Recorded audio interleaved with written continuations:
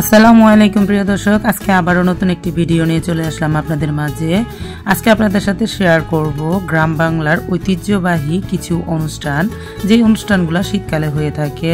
পিঠার উৎসব তো হয়ই, পাশাপাশি কিন্তু আমাদের গ্রাম বাংলাতে মানে আমাদের গ্রামে এখানে কিন্তু সবসময় এই ধরনের মেলার অনুষ্ঠান হয়ে থাকে। আর মেলাতে কি কি থাকছে সেগুলাই কিন্তু আপনাদের সামনে তুলে ধরবো।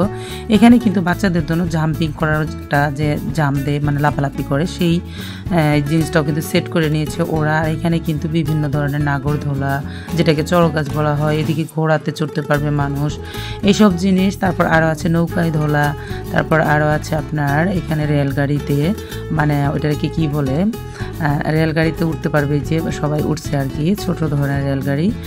আর এটা সবাই আনন্দ করে আর কি এটার ভিতরে উঠতে বসতে পারবে।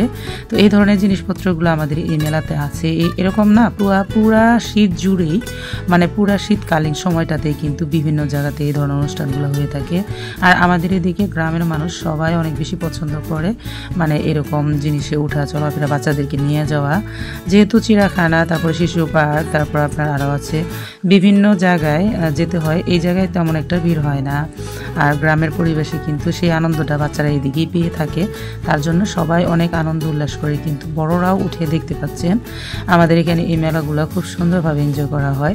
পাশাপাশি কিন্তু আচার, খাবারের জিনিস যেমন ফুচকা, ঝালমুড়ি, পেঁয়াজু, নিমতি, নানান ধরনের মুরালি, এই ধরনের খাবারগুলো উঠে থাকে, সব ধরনের খাবারই উঠে থাকে। আর এই যে দেখুন নাগরদোলা কিভাবে দোলাচ্ছে, এটাকে আমরা কিন্তু চড়গাছ বলে থাকি, মানে চরকির মতন ঘুরে। আর এদিকে যে নৌকা ধুলছে, মানে নৌকা ধোলাটা কিন্তু অনেক ভয়ঙ্কর, এই পাশে থেকে ওই পাশে যায়, ওই পাশে থেকে ওই পাশে যায়। তো সব কিছু মিলে কিন্তু দেখতে ভালোই লাগে। আর আপনাদের গ্রাম অঞ্চলে কি এরকম কোনো মেলা হয় কিনা, বা মেলাতে কি কি আনুষ্ঠানিকভাবে পরিচালনা হয়ে থাকে, সেগুলো যদি একটু কমেন্টে বলে যান তাহলে ভালো লাগবে। এখানে চিরা ভাজা, সাথে নিমকি টিমটি মানে পাঁচমিশালি ভাজা আর কি বিক্রি করা। আচার যে দেখতে পাচ্ছেন আচার, সব ধরনের আচার কিন্তু এখানে রাখা হয়েছে, যারা আচার খেতে পছন্দ করে। এদিকে কসমেটিক তো অভাবই নেই, সবগুলো দোকানে বেশিরভাগই ছিল কসমেটিকের দোকান। আর এদিকে খাবার, ভাজা পোড়া খাবার আর কি, যেগুলো সবাই পছন্দ করে। তো প্রিয় দর্শক, মেলা থেকে ঘুরে আসার সময় কিন্তু আমরা বাজার করে নিয়ে আসছি। তখন কিন্তু আমাদের কথা ছিল, মানে আমার মেয়ে মেলা থেকে নানান জিনিস খেতে চাচ্ছে।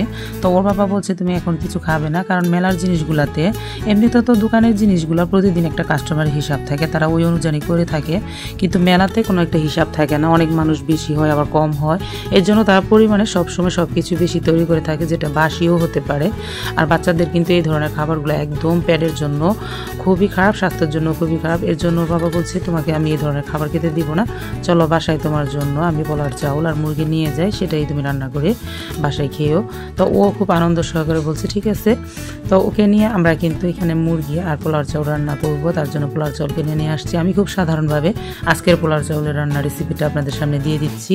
দেখতেই পাচ্ছেন, প্রথমে আমি কিন্তু গরম মশলা দিলাম, তারপর পেঁয়াজ ভেজে নিয়ে, এখানে আদা রসুন ভেজে নিয়ে এখন আমি পানি দিয়ে দিলাম পরিমাণ মতন বলক ওঠার জন্য। এখানে আমি হাফ কেজি চাউলের আজকে পোলাও রান্না করব, তার জন্য কিন্তু আমি 1 লিটারে একটু কম পানি দিয়েছি। আর দিয়ে দিচ্ছি এখন পর্যাপ্ত পরিমাণ লবণ, মানে 1.5 চা চামচ পরিমাণ লবণ বলক ওঠার পরে, আর 2-3টা কাঁচামরিচ। আর এখন আমি চাল ধুয়ে দিয়ে দিলাম। এটা আমার চাষি চিনিগুলা চাউল ছিল, তো আমি কিন্তু ওই মাপে চাউলের জন্য ওই মাপে পানিটাই দিয়ে থাকি। আর এখন দেখতে পাচ্ছেন বলক চলে আসতেছে। তো বলক আসার পর আমি কিন্তু হাই হিটে জাল করে পানিটাকে শুকিয়ে তারপর মিডিয়াম লো আছে একটা তাওয়ার উপরে রেখে দিব প্রায় 20 মিনিটের জন্য। এই যে পানিটা প্রায় শুকিয়ে আসতেছে, আপনারা চাইলে কিন্তু এখানে লিকুইড দুধ, ঘি ব্যবহার করতে পারেন। আমি খুব সাধারণভাবে আজকে রান্নাটা করতেছি। আর এখানে আমি ব্রয়লার মুরগি ভুনা করবো, তার জন্য কিন্তু আমি আজকে দেখুন গোল গোল করে পেঁয়াজ কেটে নিয়েছি। আজকে যেভাবে ব্রয়লার মুরগিটা আমি ভুনা করব, যদি আপনারা দেখে রাখতে পারেন, এভাবে বোনাটা করার পর খেতে কিন্তু অনেক ভালো লাগে। আপনারা ট্রাই করলেই বুঝতে পারবেন আসলে কতটা ভালো লাগে। তো আমি কিন্তু এখানে প্রায় 1 পা পরিমাণ মানে 250 গ্রাম পরিমাণের পেঁয়াজটাকে এইভাবে কেটে নিয়েছি।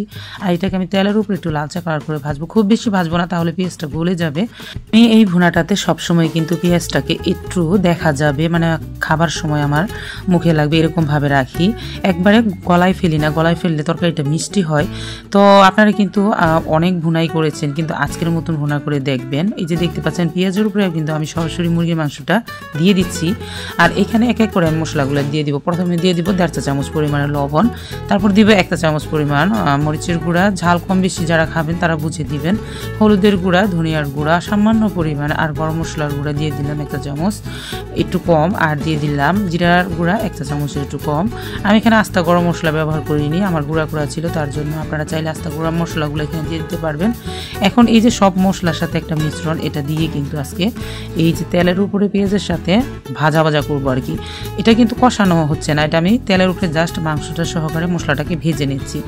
আর এদিকে কিন্তু পোলার চাউলটা আমি যে দমে রেখেছিলাম সেখান থেকে কিন্তু পুরোপুরি পানিটা শুকিয়ে গেছে, খুবই সুন্দরভাবে কিন্তু ঝরঝরা টাইপের একটা পোলাও রেডি হয়ে গেছে হাফ কেজি চাউলের। কোনো ধরনের পানি কম বেশি হবে না, আপনারা চাইলে এভাবে রান্না করতে পারবেন একদম সহজভাবে। পানিটাকে বলক উঠিয়ে নিয়ে জাস্ট একটা ধোয়া দিয়ে কিন্তু চাউলটাকে দিয়ে দিতে পারবেন। এই পোলার চাউলগুলো রান্না করা খুব সহজ এবং খুবই পারফেক্ট, পেটের জন্য খুব ভালো। আমরা তো সাধারণত চাউলটাকে ভেজে রান্না করি, ভেজে রান্না করলে সেটা গ্যাসের সমস্যা হয়, আর এইভাবে রান্না করে দেখবেন খেতে অনেক ভালো লাগে, তেলটাও পরিমাণে অনেক বেশি কম লাগে। তো আমার কিন্তু পোলাওটা রেডি করা হয়ে গেছে। এখন আমি আরেকটু দমে রাখবো কিছুক্ষণের জন্য, তারপরে কিন্তু এটাকে নামিয়ে রাখবো, তাই ঢাকনা দিয়ে দিচ্ছি। ঢাকনা দিয়ে আর 10 মিনিট রেখে দেবো। আর এদিকে কিন্তু আমার মুরগিটা কিন্তু ভাজা হয়ে গেছে, দেখতে পাচ্ছেন, মানে যে তেল বের হয়ে গেছে। তো আমি এই মুরগিটার ভিতরে কিন্তু সামান্য কিছু পরিমাণের পানি দিয়ে কষিয়ে নেব। আমি কিন্তু এখনো কষাইনি, শুধু ভাজছি আর কি, ভেজে যাচ্ছি। আর এইভাবে ভাজার পরে এই মুরগিটা রান্না করা অনেক ভালো লাগে। যারা আপনারা এইভাবে ভেজে রান্না করেননি, মানে একেবারে ভাজা না, একটা হচ্ছে হলুদ দিয়ে মাখিয়ে তেলের উপরে ভাজা, সেটা না, আমি আজকে যেভাবে দেখাচ্ছি এইভাবে ভুনাটা করে দেখবেন, খেতে কিন্তু অনেক ভালো লাগে। আর এই যে দেখতে পাচ্ছেন প্রায় কিন্তু ভাজা শেষ পর্যায়ে, এই পর্যায়ে আমি সামান্য পরিমাণ পানি দিয়ে মশলাটাকে খুব ভালো করে কষিয়ে নিচ্ছি। আর এই মশলাটাকে আর মাংসটাকে কষিয়ে নেওয়ার ভিতরে কিন্তু আরও সুন্দর একটা কালার আসবে, খুব সুন্দর একটা গ্রান বের হবে, আর মাংসটা অর্ধেকটা সিদ্ধ হয়ে যাবে। যখন এই পানিটা আবার শুকিয়ে যাবে তখন কিন্তু আমি আবারও ঝোল দিয়ে দেব, মানে পরিমাণ করে ভালোভাবে সিদ্ধ হয়ে যাতে আঠালো মানে মাখো মাখো ঝোল থাকে, ঠিক ওই পরিমাণ করে আমি পানিটা দিয়ে দিব। তো আমার কিন্তু কষানো প্রায় শেষ হয়ে যাচ্ছে, দেখতে পাচ্ছেন আবারও কিন্তু তেল বের হয়ে গেছে। এরপর যে আমি এই পরিমাণে পানিটা দিলাম, খুব বেশি দিলাম না, কারণ আমি এটাকে ভুনা করতেছি যাতে ঝোল না থাকে, আর ঝোলটা খেতে সবসময় ভালো লাগে না। অনেক সময় কিন্তু আপনারা আলু দিয়ে ঝোল করতে পারেন, কিন্তু সবসময় আলুর ঝোলটা ভালো লাগে না, এভাবে মাখো মাখো রাখলে কিন্তু ভালো লাগে। তো আমার কিন্তু প্রায় রান্নাটা শেষ পর্যায়ের আগে আমি 4টা কাঁচামরিচ উপর দিয়ে দিলাম, এটা কামড়ে খেতে খুবই ভালো লাগে মানে পোলাওর সাথে। এই তো আমি চুলাটাকে অফ করে দিই। প্রিয় দর্শক, আজকের রেসিপিটি কেমন লাগলো আর আজকে ঘোরাফেরা ডিগে সব কিছু মিলে আপনাদের কাছে কেমন লাগলো অবশ্যই কমেন্ট বক্সে কমেন্ট করে জানাবেন। তবে আজ এই পর্যন্তই, আরও একদিন চলে আসবো নতুন কোনো রেসিপি নিয়ে ইনশাআল্লাহ। ততক্ষণ পর্যন্ত সকলেই ভালো থাকবেন, সকলকে জানাই অসংখ্য ধন্যবাদ। আল্লাহ হাফেজ।